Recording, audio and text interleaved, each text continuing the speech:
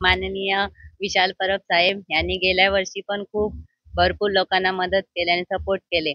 आता इकडे हे नाही, रोजगार नाही. आता त्यांनी सांगितले ते सावंतवाडीत रोजगार आणा, इथून मुलांना गोव्याला जावं लागतं आणि इथे हॉस्पिटल पण नाही आहे. त्यांनी आता सांगितले आम्हाला त्यांच्यावर विश्वास आहे आणि त्यांनी पण आमचा विश्वास ठेवणार असा आम्हाला हे आहे आणि ते त्यांनी सांगतात ते करून दाखवणार आणि ते परब मॅडम पण खूप प्रेमळ आहे आणि आम्हाला त्यांच्यावर विश्वास आहे.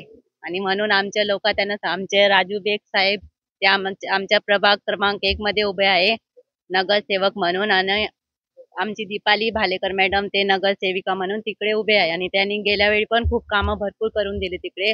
आता पण ते करून देणार आम्हाला त्यांच्यावर असा विश्वास आहे म्हणून आम्ही त्यांना सपोर्ट करत आहे आणि त्यांनी पण आम्हाला सपोर्ट करा असा आम्हाला विश्वास आहे त्यांच्यावर.